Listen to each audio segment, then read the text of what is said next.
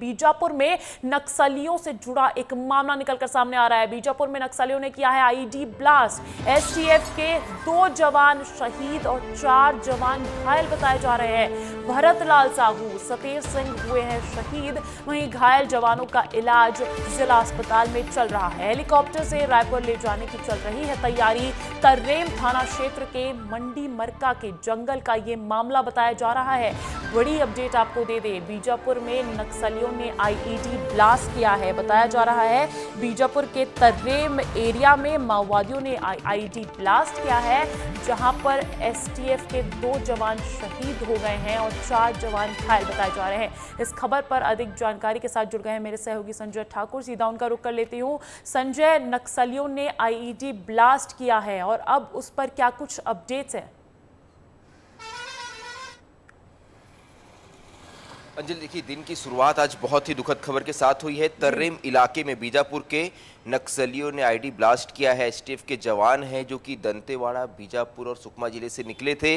यहाँ नक्सलियों के पश्चिम बस्तर डिवीजन कमेटी की सूचना थी कि उसके नक्सली यहाँ मौजूद है, जिसके बाद ये पूरा सर्च ऑपरेशन चलाया जा रहा था। लेकिन इस सर्च ऑपरेशन के दौरान ही नक्सलियों ने एक आईडी ब्लास्ट किया है, जिसमें कुल 6 जवान जिस ब्लास्ट की चपेट में आए। 2 जवान जिनमें शहीद हो गए हैं, वही 4 जवान घायल हैं, जिन्हें उपचार के लिए अस्पताल में भर्ती किया जा रहा है। तो एक ये बहुत ही बड़ी और दुखद घटना है। देखिए अंजलि, ये भी बता दूं कि बीजापुर का तर्रेम इलाका जो है, इसे दुनिया का सबसे खतरनाक इलाका माना जाता था। कारण ये है कि जब यहाँ सड़क बन रही थी तो इस 5 किलोमीटर के पैच में ही 100 से अधिक आईडीज निकली थी। ये दुनिया में इस तरह की पहली सड़क थी जहां एक सड़क में 100 से अधिक आईडीज निकली हो। तो आप समझ सकते हैं कितना खतरनाक इलाका है। लेकिन फिलहाल इस इलाके में काफी और संजय, अभी तर्रेम इलाके की आप बात कर रहे हैं, अभी वहां पे क्या कुछ अतिरिक्त सुरक्षा बलों को भेजा गया है? अभी वहां पर क्या कुछ कार्रवाई देखने को मिल रही है? देखिए अंजलि, ये तर्रेम का वही इलाका है जिसके आगे हमने लगातार सिलगेर आंदोलन की बात की थी। तर्रेम के आगे सिलगेर का कैंप है, इसके आगे टिकलगुड़ा कैंप है और उसके आगे पुअर्ती का कैंप है। पुअर्ती यानी कि सबसे बड़े नक्सली हिडमा का घर। तो ये इलाका जो है, यहाँ फोर्स ने अपने कई कैंप खोल लिए हैं और इस इलाके में क्योंकि नक्सलियों की बटालियन नंबर 1 भी सक्रिय है और नक्सलियों की पश्चिम बस्तर डिवीजन कमेटी भी सक्रिय है, तो ऐसे में यहाँ पर ये सर्च ऑपरेशन चल रहा था। किस तरह ये घटना को अंजाम दिया है नक्सलियों ने, इससे पुलिस भी हतप्रभ है, क्योंकि इस इलाके में ये माना जा रहा था कि अब पूरी तरह से फोर्स का कब्जा हो चुका है। फिर भी जब इस इलाके में सर्च ऑपरेशन पे निकलते हैं तो नक्सली, क्योंकि इन्होंने जमीन के नीचे बारूदी सुरंग बिछाई हुई है, यहाँ हर वक्त ये खतरा होता है कि कभी भी ब्लास्ट हो सकता है। आपको याद होगा कि अभी कुछ दिन पहले ही सिलगेर के कुछ आगे नक्सलियों ने इस तरह का ब्लास्ट किया था, जिसमें गाड़ी के ब्लास्ट होने से 2 जवान शहीद हो गए थे। तो इस इलाके में बारूदी सुरंग जो है वो सबसे बड़ी चुनौती तो होती है, और यही कुछ आज देखने को मिला। इस ब्लास्ट में 2 जवान शहीद हुए हैं। सेंसिटिव एरिया है, हाईली सेंसिटिव एरिया है ये छत्तीसगढ़ का, बीजापुर का तर्रेम एरिया, और यहाँ पर सुबह की शुरुआत दुखद खबर के साथ हुई है, जहाँ पर 2 जवान शहीद हो गए हैं, 4 घायल बताए जा रहे हैं। बहुत बहुत शुक्रिया तमाम अपडेट्स के लिए संजय आपका। बढ़ते हैं अगली खबर की और अब रुख करेंगे मध्य प्रदेश की तमाम बड़ी खबरों पर। और सबसे पहली बड़ी खबर यह है कि एमपी में आज से 31 अगस्त तक चलेगा राजस्व महाअभियान। सीएम के निर्देश पर 1.25 लाख मामलों का होगा निपटारा। लंबित नामांतरण, बंटवारा और सीमांकन के मामलों का होगा समाधान। कमिश्नर, कलेक्टर, एसडीएम करेंगे दौरे, पटवारी मुख्यालय में रहेंगे मौजूद। नक्शा सुधार, ई-केवाईसी, डिजिटल क्रॉप सर्वे समेत होंगे कई सारे काम, क्योंकि ये है राजस्व महाअभियान। तो देखिए, एमपी में आज से 31 अगस्त तक चलेगा राजस्व महाअभियान, जिसके निर्देश खुद सीएम ने दे दिए हैं। सीएम के निर्देश पर 1.25 लाख मामलों का निपटारा किया जाएगा। लंबित नामांतरण के मामले जो पड़े हैं, बंटवारे के मामले हो या सीमांकन के मामले, उन सभी का समाधान किया जाएगा। और कमिश्नर, कलेक्टर, एसडीएम करेंगे दौरे, पटवारी मुख्यालय में रहेंगे मौजूद। तमाम चीजें की जाएगी। इस खबर पर अधिक जानकारी ले लेते हैं। मेरे सहयोगी सूरज तिवारी जुड़ गए मेरे साथ भोपाल से। सूरज, राजस्व महाअभियान जिसका आगाज आज होगा, उसकी क्या खास बातें रहेंगी और किस तरीके से काम किया जाएगा इस अभियान के तहत? देखिए, निश्चित तौर पर अंजलि, राजस्व महाअभियान 2.0 की शुरुआत हो रही है। इससे पहले जनवरी में यह महाअभियान चलाया गया था और उसे में अच्छी सफलता भी मिली थी। जो लंबित मामले थे उन्हें निपटाने में, अब एक बार फिर से ये अभियान चलाया जा रहा है। जो राजस्व से जुड़े लंबित मामले हैं उसका निराकरण जल्दी करने के लिए अभियान चलाया जा रहा है। इसमें बंटवारा हो, नामांतरण हो या फिर नक्शा सुधार हो, अलग अलग मामले हैं। जिन अलग अलग जो मामले हैं उसे वो निपटाए जाएंगे। खास तौर पर बड़ी खास बात यह है अंजलि कि इसमें जो संभागायुक्त यानी जो कमिश्नर होंगे, कलेक्टर होंगे, एसडीएम होंगे, तहसीलदार होंगे, इनकी भी ग्राउंड में ड्यूटी लगाई जाएगी। यानी मतलब ये क्षेत्र का दौरा करेंगे और ये देखेंगे कि किस तरह से इन मामलों को निपटाया जा रहा है। तो कहीं ना कहीं सबसे बड़ी राहत अगर इस मामले राजस्व महाअभियान चलाने से मिलेगी तो इस अभियान में जिन्हें किसान सम्मान निधि नहीं मिल रही है, क्या उन्हें भी पात्रता दिलवाने की कोशिश है? क्योंकि इस तरीके की जानकारी भी मिल रही है। देखिए, निश्चित तौर पर अंजलि, नक्शा सुधार या फिर जमीन से जो जुड़े मामले हैं उस पे काम किया जाएगा। और जिन किसानों को किसान सम्मान निधि का लाभ नहीं मिल रहा है, जो किसान पात्र हैं लेकिन फिर भी उन्हें किसान सम्मान निधि का लाभ नहीं मिल रहा है क्योंकि जमीन का जो डेटा है उनका अच्छे से मैप में नहीं है, राजस्व के उसमें नहीं है। ऐसे में उन किसानों को भी, जो पात्र हैं, उन किसानों को भी इस दायरे में लाया जाएगा और किसान सम्मान निधि जो कि केंद्र सरकार देती है वो फिर उनको मिलना शुरू हो जाएगी। तो कहीं ना कहीं सबसे बड़ी ये जो राजस्व महाअभियान की सबसे बड़ा जो किसानों के लिए ये राहत देगा, क्योंकि किसान जिस तरह से लगातार किसानों को भी राहत मिलेगी और तमाम लंबित केसेस जो हैं उनका भी निपटारा जल्द से जल्द हो जाएगा राजस्व महाअभियान के तहत। आप बने रहिएगा मेरे साथ, लौटूंगे आपके पास। तो देखिए, जहां मध्य प्रदेश सरकार इस तरीके के फैसले ले रही है तो मध्य प्रदेश सरकार राजस्व महाअभियान का आयोजन करने जा रही है और संबंधित प्रशासनिक महकमा तमाम तैयारियों में भी जुट गया है। खुद मुख्यमंत्री वीडियो कॉन्फ्रेंसिंग के जरिए इस महाअभियान आयोजन को लेकर तमाम दिशा निर्देश दे रहे हैं। लेकिन आखिर ये राजस्व महाअभियान है क्या, इसमें होता क्या है, सब कुछ इस रिपोर्ट में समझिए। मध्य प्रदेश सरकार सभी 55 जिलों में 18 जुलाई से राजस्व महाअभियान शुरू करने जा रही है। इसके लिए मुख्यमंत्री डॉक्टर मोहन यादव ने खुद संभाग कमिश्नर और जिला कलेक्टरों को वीडियो कॉन्फ्रेंसिंग पर इस अभियान को सफल बनाने और साथ ही किसान, मजदूर समेत आम लोगों को इस अभियान से जोड़ने के निर्देश दिए। मुख्यमंत्री ने यह भी कहा है कि अच्छा काम करने वालों को पुरस्कृत किया जाएगा और लापरवाह रवैया रखने वालों पर कार्यवाही की जाएगी। प्रदेश में 18 जुलाई से शुरू हो रहा राजस्व महाअभियान 20-31 अगस्त तक चलेगा। आगे बढ़ने से पहले चलिए आपको आसान भाषा में समझा देते हैं कि आखिर इस राजस्व महाअभियान में क्या होता है और क्या होना है। राजस्व महाअभियान में क्या होना है? राजस्व महाअभियान में तहसील न्यायालयों का निरीक्षण किया जाएगा। संभागायुक्त, जिला कलेक्टर, अपर कलेक्टर और अनुविभाग अधिकारी को जिम्मेदारी राजस्व न्यायालयों में नामांतरण, बंटवारा, अभिलेख दुरुस्ती जैसे लंबित मामलों का निपटारा। इनके लिए सेवानिवृत्त पटवारी और राजस्व निरीक्षकों को संविदा पर रखा जा रहा है। ड्रोन सर्वे से पीएम किसान सम्मान निधि में छूटे हुए पात्र किसानों को जोड़ा जाएगा। विस्तार न्यूज ने राजस्व महाअभियान की तैयारी और इसकी सफलता के लिए उठाए जा रहे कदमों को लेकर मध्य प्रदेश के राजस्व मंत्री करण सिंह वर्मा से खास बातचीत की, जिसमें उन्होंने कहा इस अभियान की बागडोर वो खुद संभालने वाले हैं। कल मैं विदिशा जा रहा हूँ, हर जिले में जाने का प्रयास करूँगा। प्रत्येक मध्य प्रदेश के 55 जिलों में जाऊँ और रूबरू लोगों से बात करूँ और यही हमारा महाअभियान, राजस्व महाअभियान चला रहे हैं हम, ताकि किसानों को कोई दिक्कत परेशानी ना हो। मैं यहाँ बैठता हूँ 11 बजे से 2 बजे तक।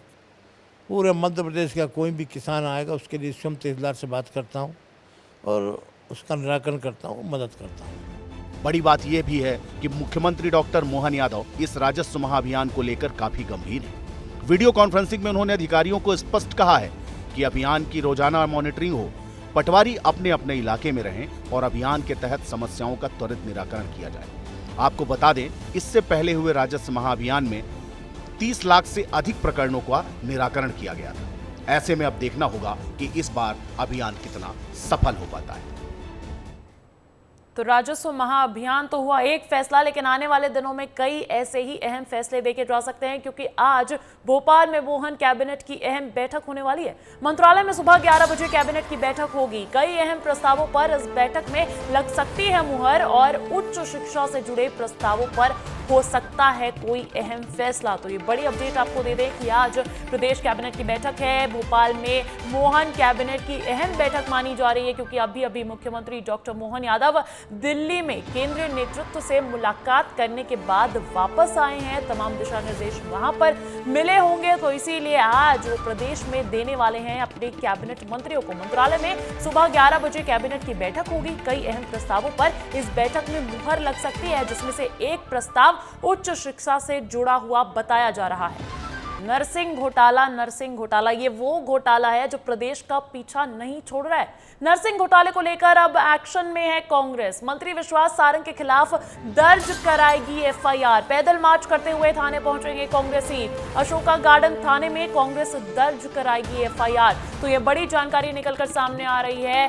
प्रदेश का बहुचर्चित नर्सिंग घोटाला, जिसको लेकर सियासत लगातार गर्माती नजर आई है, और अब एक बार फिर ये बड़ी अपडेट मिल रही है कि अब कांग्रेस जो है इसको लेकर एक्शन मोड में नजर आ रही है, क्योंकि मंत्री विश्वास सारंग के खिलाफ एफआईआर दर्ज करवाने वाली है। पैदल मार्च करते हुए थाने पहुंचेंगे कांग्रेसी। ये बड़ी जानकारी निकलकर सामने आ रही है, और अशोका गार्डन थाने में कांग्रेस दर्ज कराएगी एफआईआर। इस खबर पर अधिक जानकारी के लिए रुख करूंगी मेरे सहयोगी सूरज तिवारी का। बने हुए हैं मेरे साथ। सूरज, हम देख रहे हैं कि लोकसभा चुनाव में ये मुद्दा गरमाया था, उसके बाद विधानसभा सत्र में बेहद हंगामेदार सत्र जो चला वो भी नर्सिंग घोटाले की वजह से, और अब एक बार फिर से ये सियासत गरमाती हुई नजर आ रही है, क्योंकि कांग्रेस पार्टी एक बार फिर से सरकार को घेरने वाली है। इसको लेकर क्या है अपडेट्स?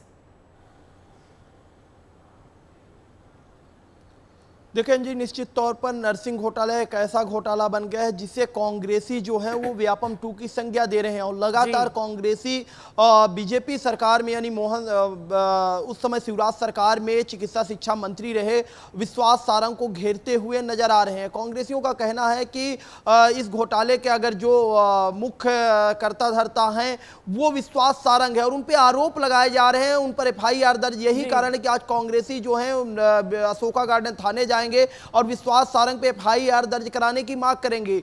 प्रभात पेट्रोल पंप के पास से अशोका गार्डन थाने तक प्रदेश अध्यक्ष जीतू पटवारी समेत तमाम बड़े दिग्गज नेता पैदल मार्च करते हुए जाएंगे, और अशोका गार्डन थाने पहुंच के वहां के जो थाना प्रभारी है उनसे एफआईआर दर्ज कराने की मांग करेंगे। सूरज, विधानसभा सत्र से पहले भी कांग्रेस पार्टी की तरफ से इस तरीके के संदेश दिए गए थे। अंदेशा लगाया जा रहा था कि कुछ अहम सबूत जो है वो विश्वास सारंग के खिलाफ हाथ लग गए हैं, लेकिन उस तरीके का कोई सबूत पेश कर नहीं पाई कांग्रेस पार्टी। तो अब किस बिना पर ये एफआईआर दर्ज करवाने जा रहे हैं?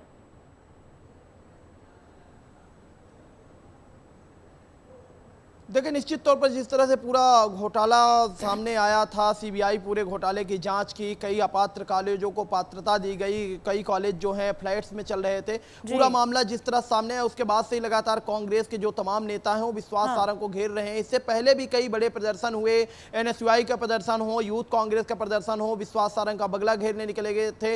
ये अलग बात है कि रोक दिया गया। तो बड़ी बात अंजलि ये है कि ये देखना होगा कि क्या कांग्रेसी थाने तक पहुंच पाते हैं, या थाने से पहले उन्हें बैरिकेड लगाकर रोक दिया जाता है। एफआईआर तो तब करा पाएंगे जब थाने तक पहुंचेंगे। मामला जिस तरह से है, कांग्रेस लगातार आरोप लगा रही है अलग अलग सबूतों के साथ। इस पूरे मामले में विश्वास सारंग को कांग्रेस ये कह रही है कि बिल्कुल, तो कांग्रेस पार्टी की सरकार को जमकर घेरने की तैयारी है नर्सिंग घोटाले को लेकर। बहुत बहुत शुक्रिया सूरज तमाम जानकारी के लिए। बढ़ते हैं अगली खबर की ओर। देखिए, सावन आने वाला है, 22 जुलाई से सावन शुरू हो जाएगा, और उसको लेकर उज्जैन धर्मनगरी में खासा तैयारी देखी जा रही है। उज्जैन में महाकाल की सवारी में ड्रोन कैमरों से निगरानी की जाएगी। 2200 पुलिसकर्मी तैनात रहेंगे। सवारी मार्ग पर सभी ऊंची इमारतों पर तैनात होंगे पुलिसकर्मी। ये सुरक्षा के लिहाज से बड़ी इंतजाम किए जा रहे हैं। धर्मनगरी उज्जैन में श्रावण मास के लिए पुलिस ट्रैफिक को कर रही है डाइवर्ट। 13,000 से ज्यादा वाहनों के पार्किंग के लिए व्यवस्था बनाई गई है। श्रावण माह की शुरुआत इसी सोमवार से होने वाली है, 22 तारीख से होने वाली है। तो उससे पहले उज्जैन प्रशासन तैयार नजर आ रहा है, क्योंकि भक्तों की भीड़ तो उमड़ेगी। सावन का महीना है, बाबा महाकाल की नगरी है, उससे पहले भक्तों की भीड़ उमड़ेगी, और उसको लेकर सुरक्षा के कड़े इंतजाम प्रशासन की तरफ से देखे जा रहे हैं। ड्रोन कैमरों की निगरानी रहेगी, 2200 पुलिसकर्मी तैनात रहेंगे, और सवारी मार्ग पर सभी ऊंची इमारतों पर तैनात रहेंगे पुलिसकर्मी। श्रावण मास के लिए पुलिस ट्रैफिक को भी डाइवर्ट कर रही है। 13,000 से ज्यादा वाहनों की पार्किंग की व्यवस्था भी कर दी गई है, और आपको बता दूं कि श्रावण माह की शुरुआत इसी सोमवार से होने जा रही है। और अब अगली खबर मुरैना से। मुरैना में जमीनी विवाद का मामला एक बार फिर से खूनी संघर्ष में बदल गया, जहां जमीन को लेकर हुए विवाद में बड़े भाई के परिवार ने छोटे भाई के परिवार पर ताबड़तोड़ फायरिंग कर दी, जिसमें 3 लोग घायल हो गए हैं, जिन्हें तुरंत इलाज के लिए ग्वालियर रेफर किया गया। वहीं मामले की सूचना मिलते ही पुलिस मौके पर पहुंची और जांच में जुट गई है। का नाम क्या है? रुस्तम ने गोली चलाई। तुम दोनों में गोली जो लगी है वो रुस्तम ने और उदयवीर ने भी पानी कट्टा था। अच्छा, कट्टा भी था।